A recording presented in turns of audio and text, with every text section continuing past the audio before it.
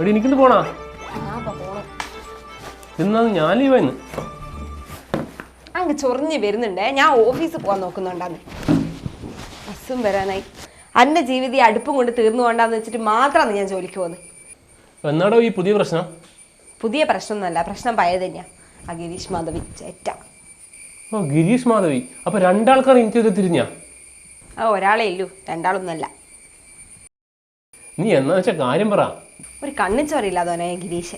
Office വിട്ടാൽ വീട്ടിൽ പണി, ചോദിച്ചാൽ മര്യാദയ്ക്ക് ലീവും തരൂല. പിന്നെ പരദൂഷണം വേറെ. ഹോ, പിന്നെ അവൻ്റെ ഒടുക്കത്തെ പിശുക്കു. പിന്നെ പിന്നെ പിന്നെ ഒന്നുമില്ല. ഞാനെന്നാ വേണ്ടേ? നിങ്ങളെന്തെങ്കിലും വേണമെന്ന് ഞാൻ പറഞ്ഞിനാ? അവൻ്റെ ഒരു പേര് ഗിരീഷ് മാധവി. ഓൻ്റെ ആ പേരിൽ ഓ മാത്രമേ ഉള്ളൂ പോലും.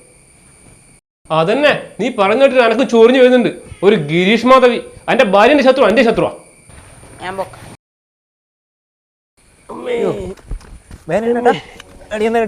ഇല്ല ഇല്ല, ചെറുങ്ങനെ സ്ലിപ്പായി പോയതാ. ഇല്ലപ്പോ അതൊന്നും കുഴപ്പമില്ല. അല്ല നിങ്ങൾ എവിടെയാനു? ഞാൻ ഈ നാട്ടുകാരനല്ല, ഞാൻ തലശ്ശേരി വർക്ക് ചെയ്യുന്നോ. ഓ അത് ശരി. നിങ്ങൾ എങ്ങോട്ടാ പോയിന്? ഞാനിവിടെ അനാഥാലയത്തിൽ കുറച്ച് ഫുഡ് കൊടുക്കാൻ വന്നതാ. അപ്പോൾ ശരി, ഞാൻ സന്തോഷ് കൃഷ്ണൻ. ഞാൻ ഗിരീഷ് മാധവി. എൻ്റെ പേരിൽ ഞാൻ മാത്രമേ ഉള്ളൂ. ഗിരീഷ് മാധവി? യെസ്. എൻ്റെ വൈഫ് നിങ്ങളെ ഓഫീസിലാണ് വർക്ക് ചെയ്യുന്നത്. നിങ്ങളെ കുറിച്ച് എപ്പോൾ പറയും. ആഹാ, നല്ല മനുഷ്യനാണ്. Thank you. ശരിയേ? ഓ